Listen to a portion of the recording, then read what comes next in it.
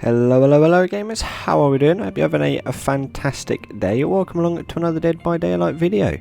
In today's video I'm going to be doing a killer tier list. I'll be ranking every killer that is currently in the game from F tier all the way up to S tier. I understand I have some controversial opinions in this tier list video, but remember this is my opinion. Feel free to put yours in the comments down below. To start off this tier list I'm going to be putting the Trapper in D tier. It's because he's one of the weakest killers due to having to spend a lot of time at the start of the match setting up traps in specific areas of the map, losing him his early game map pressure. I would have put him lower if it wasn't for that one MLG trap that most trappers seem to have. If they can catch someone in that trap, the game can swing massively in their favour. Now on to the Wraith. Prior to his buff I would have put him in E tier, but his most recent buff has made him a very viable killer. For that exact reason I'm going to put him in the Wraith in the C tier. He's still far from the best killer in the game, but as the small movement speed tweaks have made him 10 times better, it can be actually quite good fun to use. The Huntress for me is a bit of an interesting one. There is with every killer a vast range of skill levels for people who play them, but she is still some of the strongest add-ons in the game, and with her 4 meter wide hatchets I'm going to be putting her in the B tier. It's because she always seems to do well in any matches that I have played as or against the Huntress. Let me know in the comments down below where you would put the Huntress. Billy's rework has unfortunately taken away from his power, but it does not make him more enjoyable to go against, and adds elements of finesse to those who play him. Now, being what is very possibly the world's worst Billy player, I wasn't 100% sure where to put him. Prior to the tweaking of his power, I would have put him in A tier, but considering how it has affected his power, I'm going to put him in C tier. This is because the rework has made players think about how and when they use his chainsaw, and if they're not careful they can overheat it, turning him into an M1 killer for a short period of time. The Nurse is the first of our S tier killers.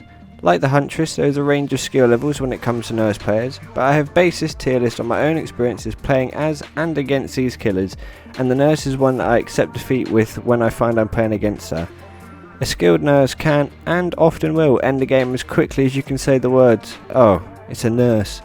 Unfortunately, most of the nurses I come across decide that slugging everyone immediately is a really fun way of playing the game, but as much as I hate people who slug, it doesn't take away from the power that the nurse has.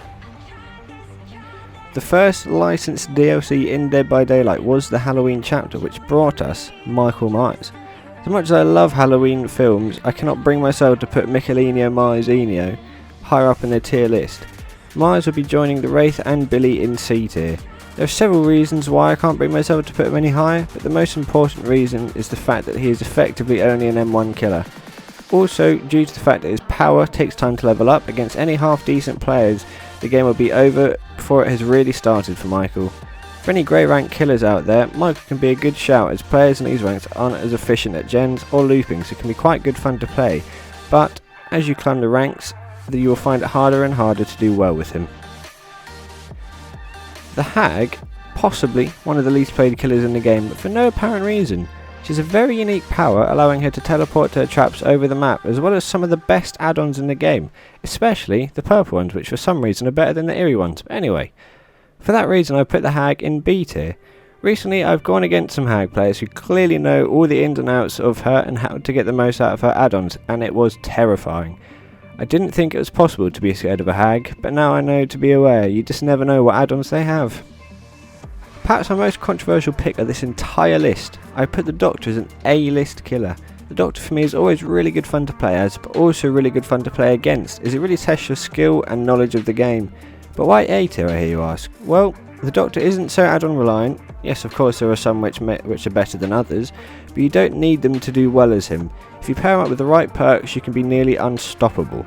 If you fancy checking out some top tier Doctor gameplay, check out Polycypher on Twitch. He's possibly the best Doctor I have ever seen. I'll leave a link to his channel in the description down below.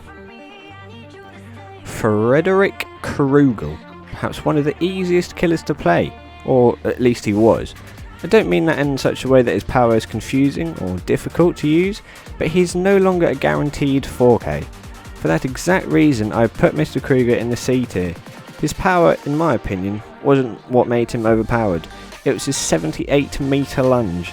You think you can fall through that window? Think again. A combination of him having less blood pools to use, losing his slowdown, and a slightly reduced weapon hitbox has made him a little bit on the weak side. Saw, one of the most unique horror franchises in the world, has given us the Pig. It's incredibly rare to come up against a pig in Dead by Daylight, and that's due to her underwhelming power and abilities. For this reason I have put the pig in the D tier. Now, I have gone against some very good pigs in my time playing Dead by Daylight, but they were pro players who compete in Dead by Daylight tournaments, so I would be worried if they were bad.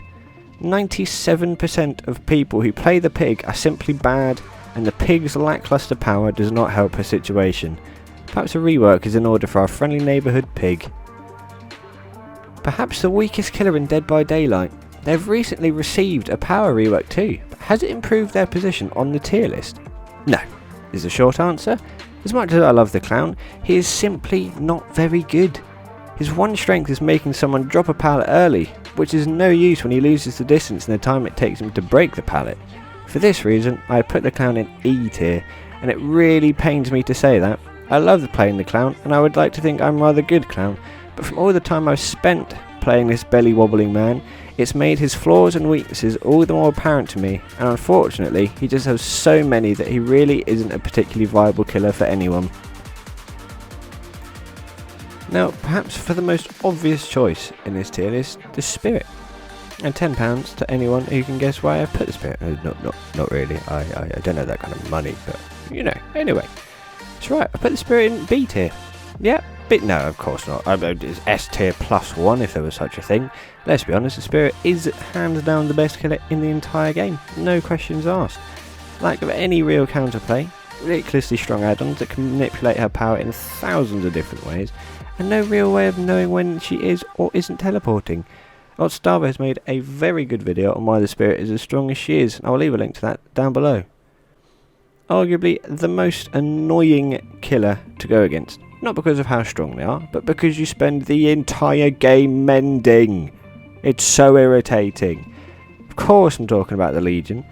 Now I think he's possibly the most down to you killers on the list. What I mean by this is I don't feel like there is a generally accepted level for the Legion, and for that reason I put him in D tier. Like I said, this is very much up to personal choice, but I don't think the Legion is particularly good. I don't think he has very much going for him. He just makes you mend for the entire game. The Plague, dude. My least favourite killer. And there's a reason why you have to pay 10,000 channel points to get me to play her. I just dislike her power and the playstyle that goes along with it. This doesn't mean, however, that I don't understand how strong the Plague is. And I think we can all agree that the Plague thoroughly deserves her place in the A tier. The thing about the Plague is she leaves you with a choice. Be injured all game, but don't give her corrupt vomit, or cleanse and give it to her. Both ways end up in death. I think Otz's streak with the Plague is enough justification for her A tier rank. Ghostface, the lonely killer who didn't bring any survivor friends with him. He's had his power poked and prodded, but nothing seems to work for him. Perhaps my rating of E tier is a little on the harsh side, but I just don't think I can justify putting him any higher. The only time I'm even remotely scared of a Ghostface is when he exposes me and I'm in the middle of nowhere. There's about 2 in the middle of nowhere in the entire game. Most of the time I can back my skill at the game to get me out of the situation. Just like Michael, he can be good fun against lower ranked players, just because they're a bit oblivious. The face-hugging giant, known as the Demogorgon, could perhaps be one of the most underrated killers in the game. Many people, including myself, brush him off before they even give him a chance, and now having played against some very accomplished demo mains, and even spending a bit of time playing him myself, I can safely say he's actually pretty good. Don't get me wrong, he has his fair share of weaknesses, and for that reason I put him in B tier. Feel free to tell me my opinion is wrong in all the comments down below, and that he's terrible and deserves to be in the F tier. The Oni is one of the most enjoyable killers to play, but only if the game goes your way. Early game pressure is vital for anyone who wants to have a good game as the Oni, otherwise you're going to have a rough time. His power takes a little bit of getting used to, but once you get the hang of it, you can get some really cool kills with it. D tier is where I'm going to put the Japanese legend. I would highly recommend checking him out if you've never played him before, or you fancy trying something a little bit different.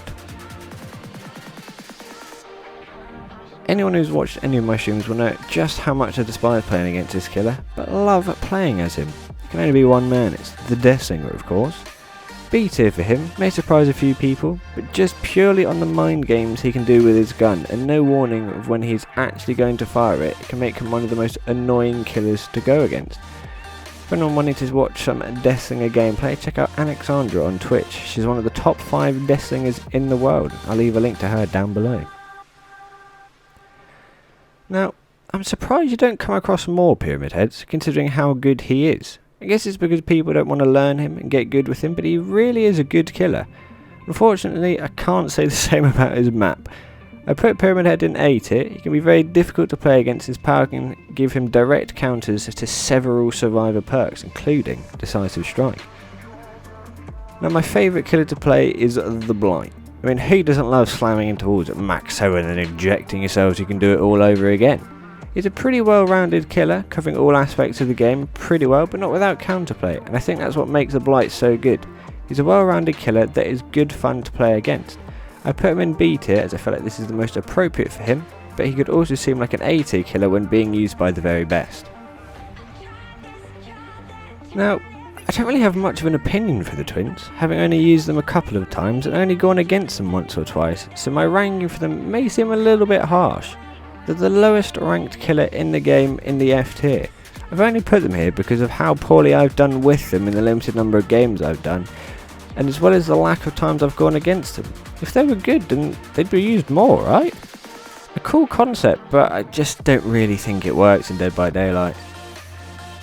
If I was doing this tier list when the Trickster first came out, he would be in the F tier with no questions asked and no arguments from anyone. But a slow and consistent stream of buffs have turned him into one of the strongest killers in the game, especially on the indoor maps where you can't avoid his knives. My rating of A tier may be a little too generous, but from what I've seen of his power and how good he is, I would find it hard to move him further down. The most recent chapter to be added to Dead by Daylight, and perhaps the most exciting, Resident Evil. I've had a bit of a mixed bag when it comes to Nemesis. When I used him on the PTB, he seemed in a really good spot. He was fun to play, he was powerful without being too strong. But when he was released to the live server, something felt just a bit off. He wasn't the same Nemesis that I'd used before. Some small tweaks to his power and he's in a much better place, perhaps even better than what he was on the PTB. This made giving him a tier a little harder. I gave him a B tier in the end, but I'm open to your opinion. What do you guys think? Have I been too nice, too harsh? Let me know what you think. And finally, Bubba. Why is he here when all the other killers were in order of release into the game? Simply, I forgot to put him in, but that doesn't mean to say that he's particularly a bad killer. I've just vowed to never play him again.